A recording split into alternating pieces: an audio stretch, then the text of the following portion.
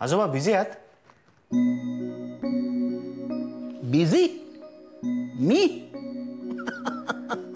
आम्हाला बिझी ठेवण्याची व्यवस्था तुम्ही कुठे केली आहे आदिनाथ शेठ? म्हणजे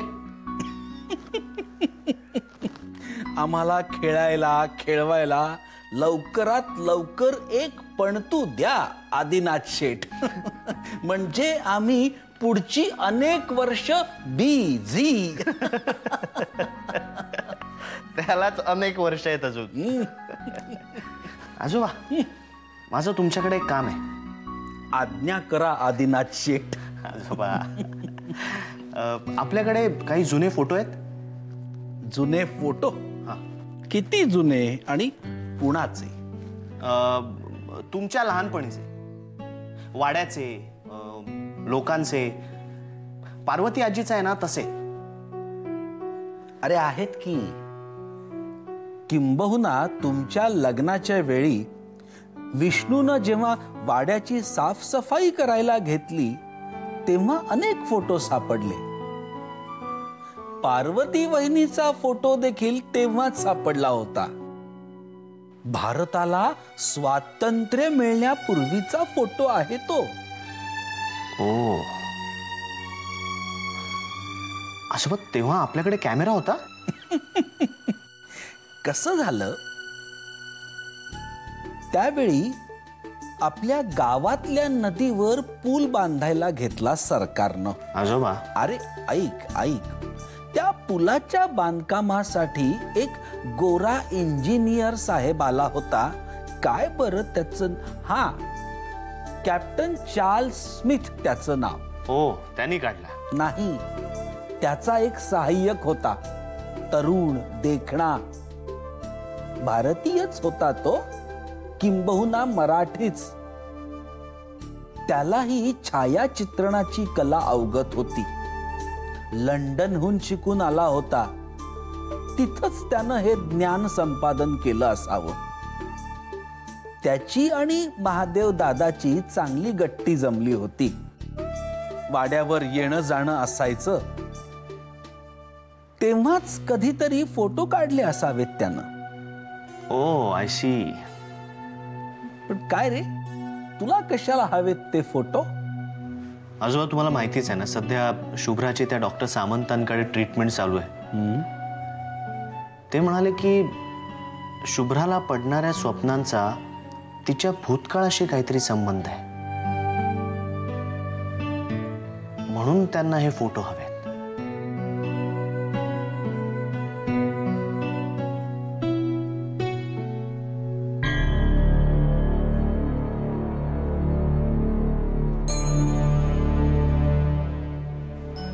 म्हणजे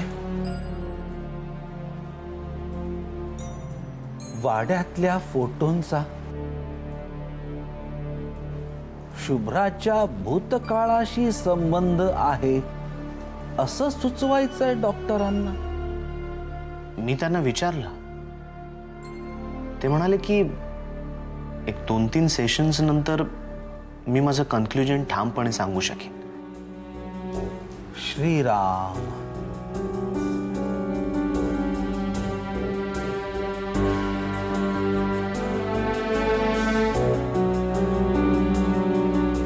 काय झालं आजोबा? एकदम सिरियस का झालात? काही नाही रे बाळा. जा तू, मी विष्णूला सांगतो फोटो काढून ठेवायला. श्रीराम श्रीराम.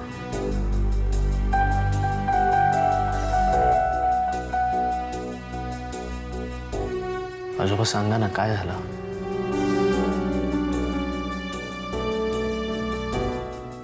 खरंच काही नाही.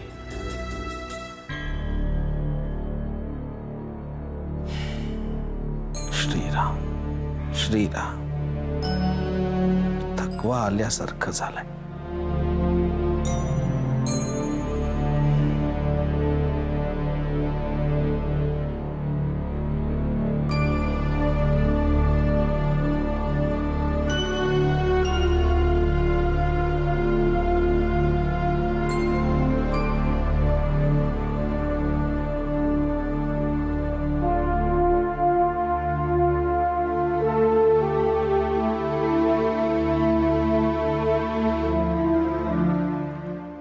निखिलला सुलेखाचा संशय तेव्हा आला जेव्हा त्याला कळलं की तिनं सोपान आजोबांना मुंबईत लपवून ठेवलंय. पण त्याबद्दलचं एक्सप्लेनेशन सुलेखाने दिलं होतं. हो, पण निखिलच्या मनात तो संशय राहिला. आणि जेव्हा ममांनी सपोजेडली आत्महत्येचा प्रयत्न केला त्यानंतर तो ममांबरोबर आणि सुलेखाबरोबर सतत होता आणि म्हणूनच मनात कुठेतरी कन्व्हिन्स्ड होता की सुलेखाच्या बाबतीत काहीतरी फिशी आहे. आणि तू? काका, मला तर सुलेखा कधीच फारशी आवडली नाही.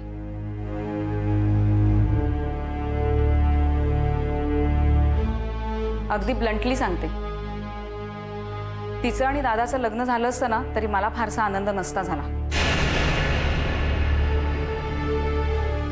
निखिल पुण्याला का गेला होता? सुलेखाबद्दल माहिती मिळवण्यासाठी. पण त्याला काय आणि कितपत माहिती मिळाली हेच मला कळू शकलं नाही. आमचं जेव्हा जेव्हा फोनवर बोलणं व्हायचं ना, निखिल मला खूपच डिस्टर्ब वाटायचा. तो मला वारंवार हे म्हणायचा की आपण भेटल्यावर बोलू. पण आमची ती भेट कधी झालीच नाही.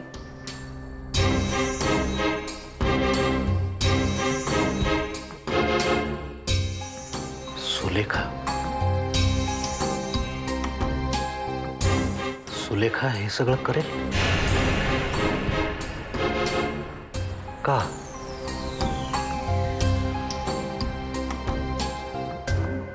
केवळ तिचं आधीशी लग्न झालं नाही म्हणून?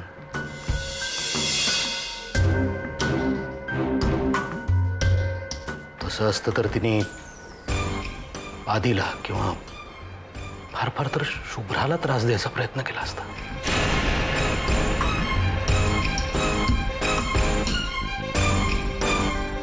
पण मामा, निखिल आणि सुलेखा तर खूप चांगले मित्र होते. काका, याचा संबंध फक्त तिचं आणि दादाचं लग्न मोडण्याशी नाहीये. मग मम्मा मला सांगत होत्या की निखिल शर्मिला काकूच्या मृत्यूपर्यंत पोहोचला होता. सुलेखाचा त्याच्याशीही काही संबंध?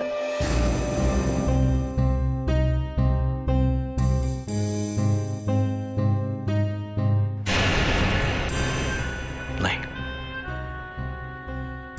यात काहीही तथ्य नाहीये प्रिया.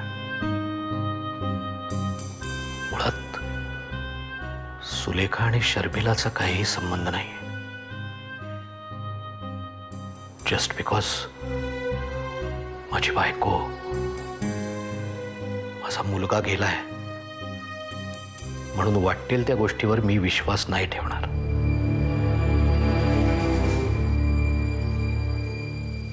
काका, तुला मी एक प्रश्न विचारू? काय? तुला इतक्या दिवसांनी माझ्यावर विश्वास ठेवावासा का वाटला? विश्वास सोड, माझं पुन्हा एकदा ऐकून घ्यावंसं का वाटलं? प्रश्न पडलेत प्रिया. सुलेखाच्या वागणुकीमुळे खूप प्रश्न पडलेत.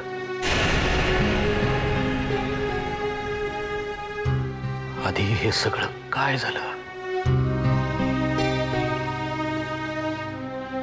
असा प्रश्न होता.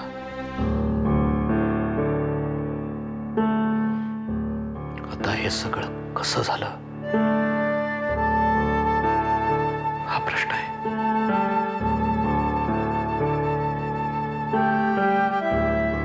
मला या सगळ्या प्रश्नांची उत्तरं हवी आहेत प्रिया. कुठल्याही परिस्थितीत हवी आहेत, कशीही असली तरी हवी आहेत. बाळकाका, मला सुद्धा खूप प्रश्न पडलेत. मलाही त्यांची उत्तरं शोधायची आहेत. आपण दोघं मिळून या प्रश्नांची उत्तरं शोधू शकतो. निदान तसा प्रयत्न तरी करू शकतो.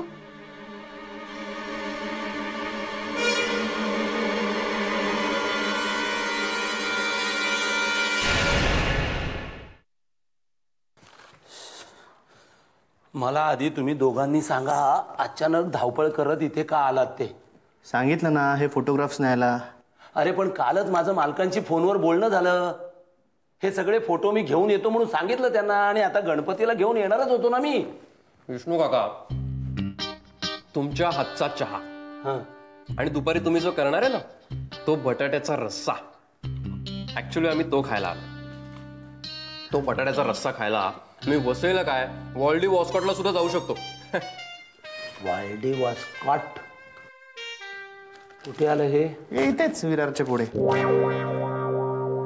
असेल असेल, पण मला हे कळत नाही मालकांना या फोटोंची अचानक गरज काय पडली? आजोबांना नाही रे, मग मला पडली. तुला सांगतो रे नंतर. काय अमेझिंग फोटो आहेत. अरे हे इतकी वर्ष अडगळीत का ठेवले होते? इथे भिंतीवर लावायचे ना, मस्त दिसले असते. मी आजोबांना विचारतो ह्यातले काही फोटोग्राफ्स मी माझ्याकडे ठेवू शकतो का. स्पेशली हा वाड्याचा समोरून काढलेला. अरे हे हे विंटेज मटेरियल आहे. हे आत्ता मिळाले तुझ्या लग्नाच्या वेळीस. इथे तो दुर्गाजींचा फोटो होता ना. कोण? दुर्गाजी त्या शुभ्रासारख्या दिसतात ना, रादर शुभ्रा ज्यांच्यासारखी दिसते ना त्या. इथे होता ना तो फोटो. तुला पार्वती आजी म्हणायचंय? पार्वती आजी, राईट राईट. पण फोटो कुठे गेलाय? अरे विष्णू काका, कुठे गेला हा फोटो? या फोटोचा किस्साच झाला. चांगली जिरवली पार्वती आजींनी त्या उपट सोंड्याची. मला धक्का मारतो काय? काय बोलतोयस तू विष्णू काका? तो यशवंतराव आला होता त्या दिवशी, माझा वाडा करत. त्याच्याबरोबर आणखीन 4 टाकली. शेतात बैल घुसावा ना तसा घुसला वाड्यात. तो घुसला आणि त्याच वेळी पार्वती वहिनींचा फोटो खाळकन पडला. हे तीरसिंगराव छाती पुढे काढून घुसले वाड्यात, फिरतायत इकडे तिकडे. झालं, घुसला ना एवढा काचेचा तुकडा पायात आरपार. एका पायावर थुई नाचायला लागला. रक्ताची धार लागली. मला हसू आवरे ना. माझ्या नावाने आरडाओरडा करायला लागला. मी ढिम्म हल्लो नाही. म्हटलं नाचतोच तेवढा नाच. आवडला नाच तर टाकीन 4 आणे तुझ्या तोंडावर. आता कुठे आहे तो फोटो? ठेवलाय बाजूला. पार्वती वहिनींनी चांगला रट्टा घातला त्या माजोरड्याला.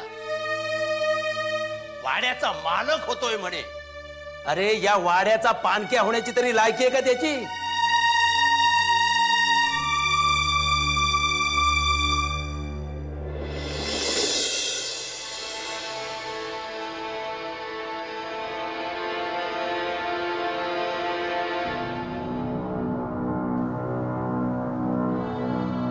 वहिनी काय आहे हे?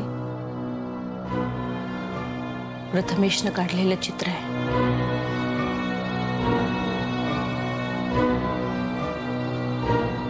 हे त्याला बोलवायला त्याच्या खोलीत गेले तेव्हा हे चित्र तो जाळत होता. जाळत होता?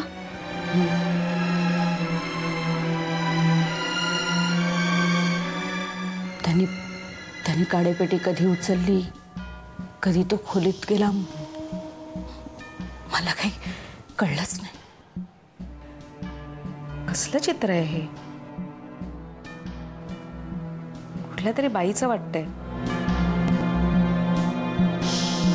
ही अशी बाई प्रथमेशनं कुठं पाहिली असेल? प्रिया, या प्रश्नांना काही अर्थ आहे का ग? त्यांनी कधीही न पाहिलेल्या आणि आपण विचारही करू शकत नाही अशाच गोष्टी तो काढतो.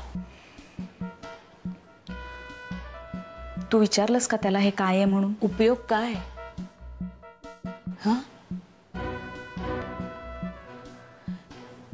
हे एवढ्यावरच संपत नाही प्रिया. नंतर मी त्याच्या खोलीत गेले होते. त्याच्या रायटिंग टेबल खाली काही कागदाचे तुकडे पडले होते. मी ते सगळे जोडून पाहिले तर त्यावर सुद्धा हे चित्र होतं. म्हणजे प्रिया, तो एकदाच हे चित्र काढून थांबला नाही, त्याने 2-3 वेळा हे चित्र काढलं आणि मग ते फाडलं आणि जाळलं.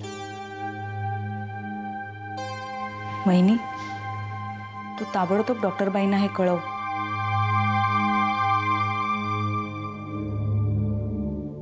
प्रथमेश कसा आहे आता? नाही, नॉर्मल आहे तो. शाळेत जाताना छान हसत खेळत होता.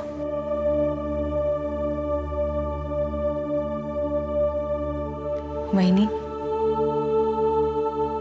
ह्या सगळ्या चित्रांमधूनच आपल्याला प्रथमेशच्या मनाचा थांग लागणार आहे. हे सुद्धा जपून ठेव तुझ्याकडे, टाकून नको दिवस. हे सगळं कधी थांबणार आहे?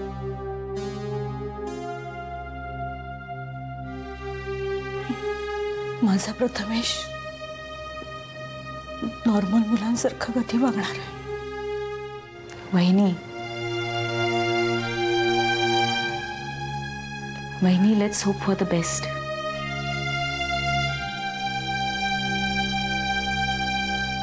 काही प्रश्नांची उत्तरं जर आपल्याला मिळाली ना, तर प्रथमेशच्या आयुष्यातले सगळे प्रश्न सुटतील.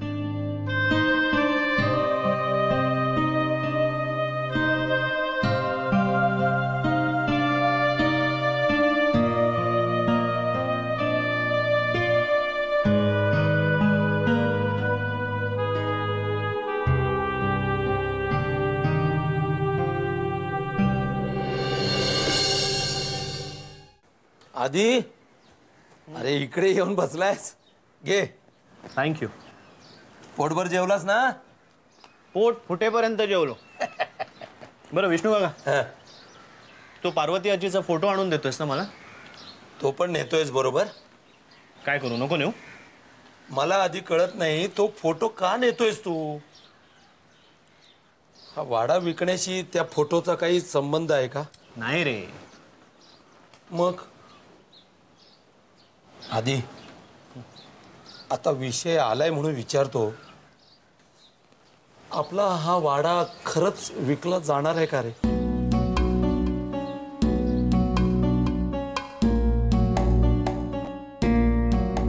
तुझ्या या प्रश्नाचं उत्तर माझ्याकडे नाहीये. मग कोणाकडे आहे? तुला माहिती आहे ते कोणाकडे? अरे पण ते काय बोलतच नाही. त्यांच्या मनात काय चाललंय काय ते त्यांच्या मनालाच ठाऊक. तुझ्याकडे काही बोलले का ते? बोलले ना. काय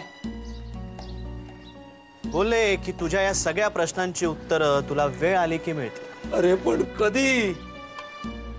ते माहित नाही. माझ्या डोक्याचा ना नुसता हिसकोट झालाय. माझं ठरलंय आधी, तो यशवंतराव जर हा वाडा घेणार असेल ना, तर त्याला माझ्या मुर्द्यावरूनच यावं लागेल. बघ, माझं डोकं आपटून या उमऱ्यावर मी जीव देईन बघ. विष्णू काका, अरे मग काय, कोण कुठला अनाथ मुलगा मी? कुठेतरी रस्त्यावर पडलो असतो, वाढलो असतो, भीक मागितली असती, चोऱ्या माऱ्या केल्या असत्या. या वाड्यानं मला दुसरा जन्म दिलाय रे. या वाड्यात आलो म्हणून मी आज काहीतरी आहे. आणि आता नाही रे, सहन होत नाही मला.